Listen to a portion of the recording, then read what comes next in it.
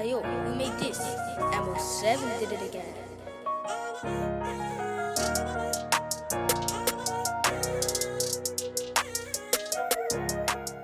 Welcome to another episode of Big Ego Media. Got another special guest called by the name of Janka. How are you today? I'm fine, how are you? Yeah, not too bad. The sun was out last couple of days. Today it's a bit more gloomy, but still the heat's out there. Humid. So you've got a very different kind of story. I do. Yeah. And so before we get into it, let us know where you're from. Where did you grow up? I'm originally from Newham. I grew up in Beckton. Went to school in Forest Gate, St Angela's. Okay. So growing up in that area, you're a little bit older now, but the times have changed because Newham became a very dangerous place in the last sort of decade. Yeah. I remember growing up in Peckham, but I got family in Canning Town, so I was back and forth all the time in Canning Town through my upbringing. It never used to be how it is now. Did you witness that change yourself? I did actually. Still growing up, there was a lot of what they say postcode beef, and literally this end of the road and that end of the road they had beef. And growing up, it was, I'll say it is what it is. It's obviously, it's got worse. Don't get me wrong, but still back when them time, obviously I'm 29 now. Still back then, it was still bad. So taking back to your youth years, what is it that did you want to do? What did you want to be? What did I want to be? Do you know what? Because I was around a lot of people that were on the roads, they were selling drugs, or they was just involved in a lot of criminal activity. I didn't want to be a part of it, so I thought it's either you're gonna go down the road of joining them, might end up in prison, XYZ or whatever, or joining the government. So I tried to be very, very strategic in what I done. So I said, cool, what is it that I like, or what is it that how I move basically. And I'm very boisterous at the same time, so I couldn't go for like a normal salon, get your nails done, or working like a hairdresser, so I went straight in the deep end and I worked as a prison officer. You went as a prison officer. Yeah. Not many people want to become a prison officer. What was the intrigue? Do you know what? It's not the fact that I wanted to become a prison officer. At the time it popped up and I was like, cool, let me see what it's about, kind of thing. Where I've got a lot of people that are in and out of jail. I kind of wanted to know why people did what they did. Now, I don't judge anyone, so it was a basis of, okay, why did you commit this crime? What was your head going through at this time in order for you to commit that crime? And do you know what I mean? People look at prisoners and they look down on them, like to say that they're bad people when they're just like us. Like people make mistakes. Obviously, it's a repeat thing, and it's like you're repeating what you're doing, then cool. But certain times, people just go to jail, the 1-off or the 2-off, and they just made a mistake. So you done all the training. What did you envisage the job was going to be like? The training was completely different to actually being in the jail. Like the day I stepped in the jail, all the training went out the window. I feel like it was just like a basis of, yeah, you do this, you do that, and that's it. They don't actually teach you the ins and outs of the actual job. They literally just throw you in the deep end and say, yeah, get on with it. Why do you think everything went out the window? Was that in the lines then, now it's completely Yeah, it was completely different because you can't determine how a prisoner's going to act or how their day is going to be. Like they might say to you, if he says this, act this certain way, but that person, like you might act that certain way, what they've taught you in training, and then when it gets down to it, no, they're trying to scrap you. Like, it's not that. So everything, you're just muddled up. You're like, oh, well, I learned that in training. Why is it not working here? Like, they didn't actually teach you how some prisoners can be. Yeah. It was just literally black and white, yeah, do this, do that, and it should work, and that was it. And how long was the training for? The training was, how long was the training?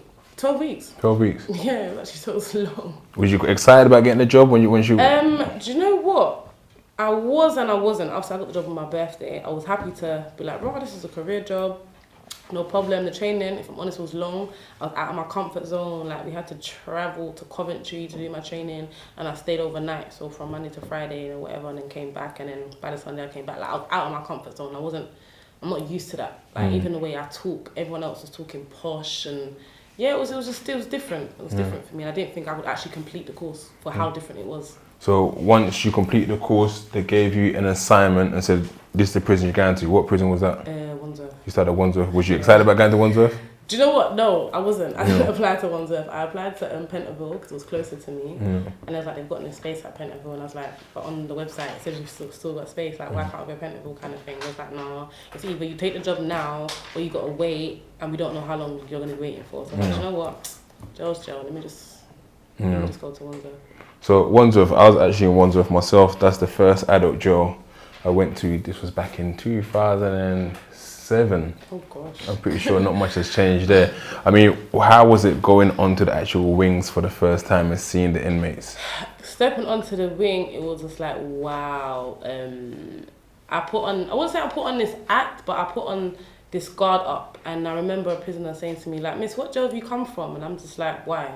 Like, oh, because where your persona is, you're not like new guards, you're not like new meat. Like, you carry yourself in a way where you've done jail time or like you've been around inmates before. And I was just like, no, not at all. But maybe because I'm boisterous and I'm not a girly girl, it probably came across that way. But no. Did you kind of set yourself up to say, you know what? Actually, I know how the man them are gonna move. I'm gonna be strict. I'm gonna be like, don't mess around with me at the beginning, and then later on it change. Yeah, so I'm a very, very cool person to get along with. Like, people might say, oh, the way her face is, or like she's always angry, or you can't approach her. But I'm very, very approachable, but on a one-to-one basis. Like, you just gotta approach me. But how did I think the man them were gonna move? You know what? I didn't actually think how the man them were gonna move. I literally just went into the job. And all the name calling started, yo, miss, oh, welcome, beautiful, oh, miss, oh, you're sexy, oh. Like, I just got it all literally just stepping on the wing. So that was even a shock to me. Like, I didn't even picture any of that. I just thought, yeah, I've got a job to do and just get on with it. Because I was in a situation in HMP Highdown where there was a lady and she was, sorry, my daughter's here. It's all right, sit down. Right, there's a lady, and obviously, the compliments are coming in. Where on the outside, people might give you a compliment, but inside it's intense. Did it gas you up a little bit and make you feel good about yourself? Do you know what? At the same time, yeah and no, because I don't listen to what guys say. So it's just like, yeah, you lot are just chatting at the same time. And where, like I said, I'm not a girly girl, I wouldn't say that I just disregarded the compliments, but it's just like, cool, whatever. Like, I'm from the roads, I know how it goes. You just say whatever you want to say just to say it, not because you actually mean it. Yeah. So I was like, yeah, cool, thanks, cool, but that was it. Did you ever I'm trying to remember all the prison stuff. Did you give out IEPs for anyone that's inappropriate? Hella IEPs, hella negatives if you're not listening. Like, but it was a situation where I had a lot of respect from the prisoners, maybe because, like I said, I could relate to them, and I'm from the road, so it was the odd time I might give an IEP or a negative or whatever, like, because they're literally like jarring me or they're not listening kind of thing, but all of that don't really work. Pointless, to be fair. So at this time now, you're in the job. How long have you been working to the point? I think I was there for like 2 years, you know. For 2 years? Like 2 years. So for the first year, you're in your best behaviour, you're working there. So obviously you get to the point where you had to leave the job, right? Yep, I had to leave the job. So you had to leave the job and because you got involved. So I got myself into some trouble, I would call it, that I can finally own now. Like, I've done a previous podcast on it. Basically, I got arrested, and what was the charges? I think it was in 2017 or 18. I think the charges was, it wasn't even misconduct. It was to supply, basically, Class C. So I've literally stepped into the jail. They've literally arrested me. I had steroids on me, basically, tablets, gym tablets, like fat strippers, just stuff to like bulk up and stuff. And then, went back to the wing, they arrested me, and then... Did they find it on your person? Did you have to hide it? No, I didn't even try to hide it. I'll be honest with you, I literally stepped in, I wanted to just like, bro, I don't want this on me no more, like, I'm tired, my head went all there. So wasn't it a thing that where you just thought the security wasn't even the shit, you wasn't oblivious to, they were probably watching you? No, I wasn't even, like, I don't know where my head was, I literally just stepped in on some, this needs things to go, like, I didn't even try to hide it, like, nothing. Would you have tried to hide it before? No, that's the one time I've stepped in, it's the one time I got bagged. The one time you decided to do it? One time, like, I said, no, I don't want this on me, like, move it from me kind of thing, and the one time I've stepped in, maybe if I took a step back, and I wasn't so angry and so why do I have this, like, I maybe would have done things different or not even bought it kind of thing. Did you feel pressure to bring it? No, I wouldn't say pressure, no.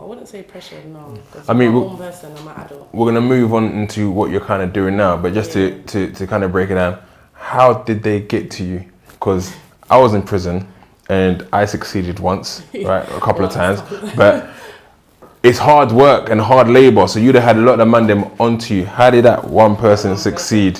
How did that person succeed? Well, when I was talking to the person, it felt like they was on the outside. So a lot of the guys in jail, they were trying to get onto me, saying what they could say, when they could say it. This particular person just fell back, didn't approach me like that. Like, yeah, all right, miss, you're good, da da da da da. And that's what I like. I don't like the whole, not even trying to sound big-headed, but I get a lot of attention.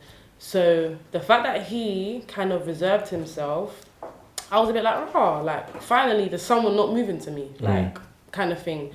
Obviously, he probably had another motive kind of thing.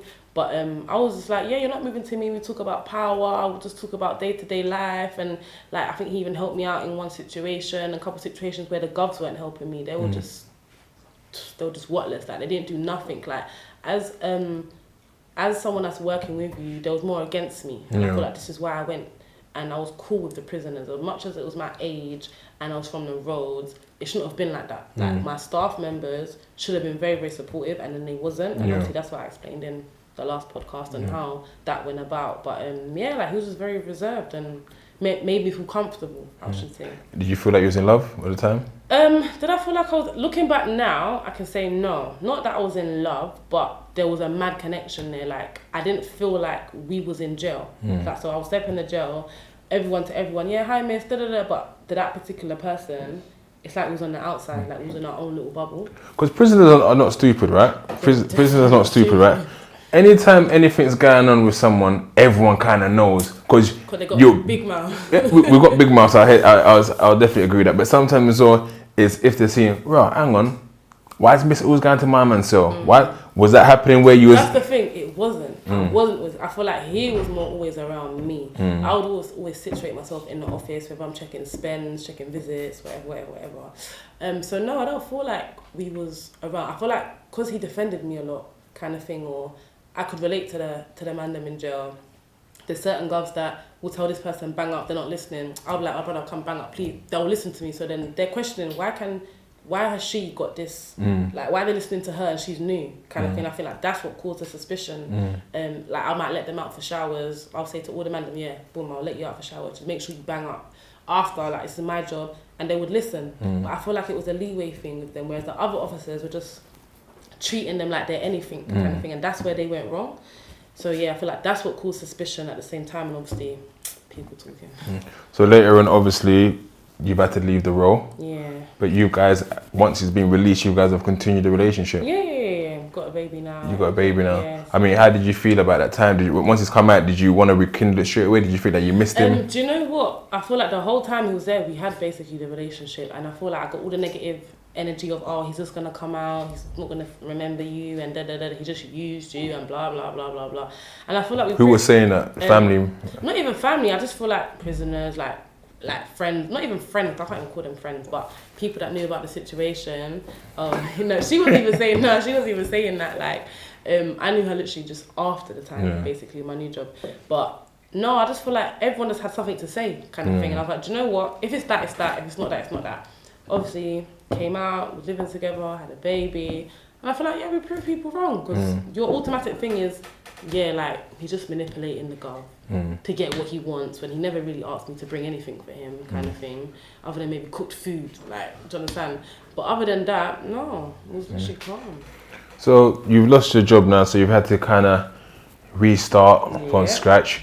Are you guys still strong now? We're cordial. We're cordial. Obviously, we've got a little one, so we've got to be cordial. So yeah. And is it a blessing for you to still? You don't have any kind of regrets? You know what? I don't have no regrets. You know, because I feel like that there taught me a lot. Obviously, at the time, my head was all over the place. Like, I'm facing jail. They're telling me I'm getting 4 or 5 years. Like, I didn't know where my head was, and I've never made a big mistake like that. Like, I've always been on the straight and narrow. So I was even shocked at myself. But obviously, love makes you do crazy things. So I was literally just like, what am I gonna do, kind of thing. And then I think it took me like 3 weeks to just say, do you know what, be pattern up. Like, you caught yourself a case now. It's if you're gonna sulk about it, cry about it, or you're just gonna get up and do what you need to do. And when you went to court, was you like held my hands like, yeah, guilty? And in the beginning, I was like, not guilty, because you ain't got no evidence, and I was being strong and wrong at the same time. I mean, why no evidence? You got it on you. No, but that's the thing. Were you saying it's personal use? Yeah, because obviously I went through operation and and I didn't hand nothing over to nobody. So there was in a case, if you know about cases, there was loopholes. So there was a couple loopholes, and then I said, you know what? In the end, let me just go guilty because I don't want it to bring no one else into this case. I'm an adult. It was me on my ones that I wasn't pressured or nothing. It was me that made the mistake. Let me own it, kind of thing, and let me just get it over and done with. Basically. So. And what did you get in the end? In the end, they gave me a suspended sentence, which I'm very, very, very thankful for. Because ideally, I shouldn't have got that. Yeah. As a prison officer in a high role authority, you shouldn't be getting that. Let's be real, you should be getting jail time. So I'm very, very thankful. So we're thankful. But time has moved on now. So obviously you got a criminal conviction, so you have to sort of think about career-wise, what you want to do. What was the brilliant idea that you came up with? So in the process of me going to court, obviously I wasn't convicted yet. I said I've done security in the past, and obviously I've had my security license, and then I then got a security job. And then I was doing that for a while, and then that's when I got my conviction. So luckily I had my badge prior, so I could still work. And then it got to a point where everyone was asking me for staff, like, when you come to work, can you bring 2 people? Can you bring 3 people? And I said, how can I turn this into a business? Because nothing ain't free out here. And then I said, you know what? Let me turn it into a business. I make my own security company. Got a couple ideas from a couple people, sat down with my business partner, that I used to obviously work with at the time, and was like, well, you're good at getting contracts and I'm good at getting people. Let's bump heads, make it work. And then called the company P1 Protection. Obviously that's under my son's name, because this whole thing come about, obviously my son as well, he's a big part in my life. So I named it P1, and then just went forward from there. Started growing. So because I was gonna say, I started noticing you everywhere. And everywhere. And then he told me who the father of your child was, someone I know as well. So like, I'm like, oh, okay, good. And I come to another event. You're like, yes, me again. I'm like, oh yeah, what's going on? And then obviously when you contacted me on Instagram, totally different person. I was like, that's not the same person. So what is it about you doing kind of security which you try to kind of change from your everyday sort of person of who you are? Do you know what? I feel like security is my base. So how I am in a security job and how I look and everything is basically me.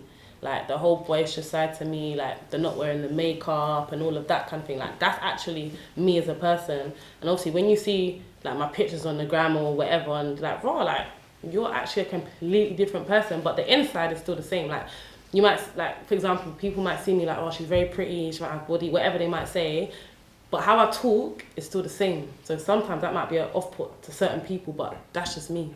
Like that's just how I talk.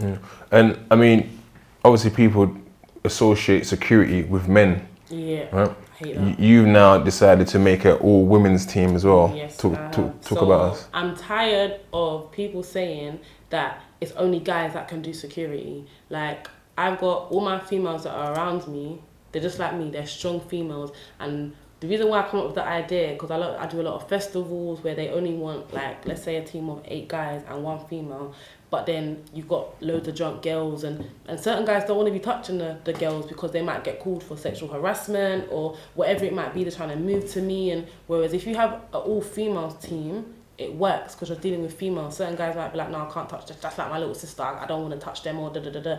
But bro, you have a job to do at the end of the day. You can't sometimes be on it when it's just the man them. And then when it comes to the females, you don't want to be on it. Like a job is a job at the end of the day. So I said, you know what, let me come up with the idea that having an all-female squad, because the females, we deal with the man them as well. And more time, when it's females dealing with man them, their ego drops.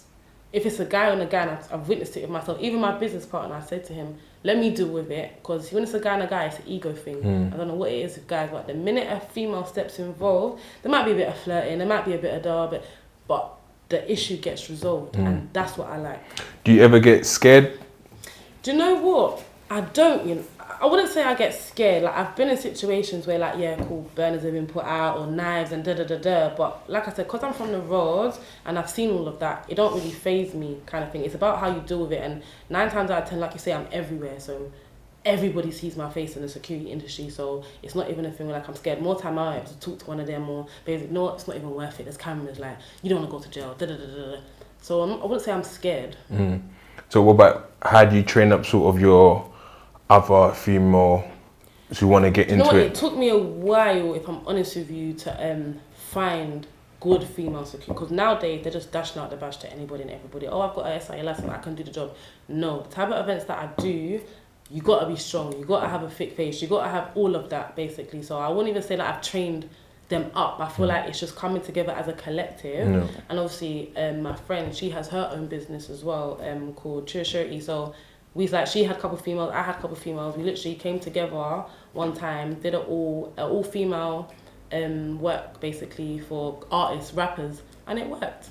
So from that, I said, you know what, this actually can work. It's just about someone giving us the chance to prove ourselves in order to put that out there. And are you still recruiting more women now? Yeah, of course. I'm up for helping everybody and anybody at the same time. Obviously, if you've got the badge, whatever, you want to get work, or even if you just want to get experience, because I started off somewhere. Like, I wasn't perfect, and I'm learning. So if people have got a badge, they want to get a bit of experience, I'm up for it. And of course, being a security officer as well, you see some dangerous things. And I think you messaged me last time.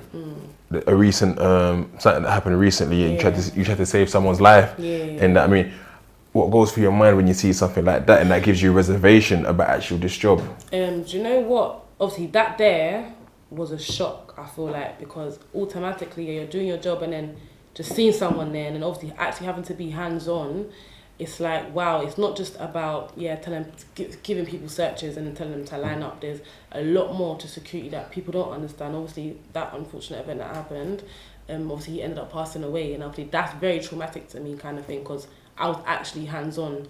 So it's like, there's a lot of things that people don't see. They just feel like, oh, security is just easy, like that's it, you just search. And no, where there's a lot more risk factors you got to take. There's so much things you got to think about during security. Yeah. So would you recommend it to your daughter? If you had a daughter, you say? Do you know what? Yeah, because like I said, I'm not a girly girl. Obviously, if I had a daughter, she'll probably be like me. She'll be very boisterous, whatever you want to call it. So I wouldn't say I would not recommend it to her. If that's something obviously she would want to take, I'll support her in it, because obviously I've been in that role, so I know how it is.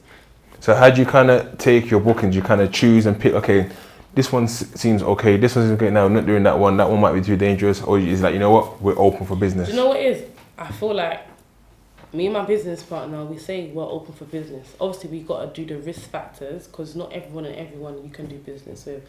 There's certain people that we could do business over here. They might be a rapper, but they have an op, and then it's like being seen with that op. But we're saying it's not personal, it's just business at the same time. But like I said, there's a lot of risk factors that we have to take. Like, if the money's not matching up to the risk, then we're not going to take it. I'm not going to put my staff members in a situation just to get money when there's work everywhere. Hey, any sort of last words you want to say to maybe new prison officers out there, those working and anyone working in the security field? The prison thing, do you know what? I feel like everyone's got to go through their own journey. Same way I had to go through my journey. I didn't expect to be where I was today with that role. But like I said, I'm thankful. Just know what you're doing. With the security thing, I feel like it's not for everyone, but for those that it is for, just keep pushing. At the end of the day, I'm going to always support my females first, because I feel like we get underlooked a lot, even with close protection. When we know we can do the job, it's just about someone giving us the opportunity and the chance to do it. Yeah. There you go, guys. That's a Big Ego Media podcast.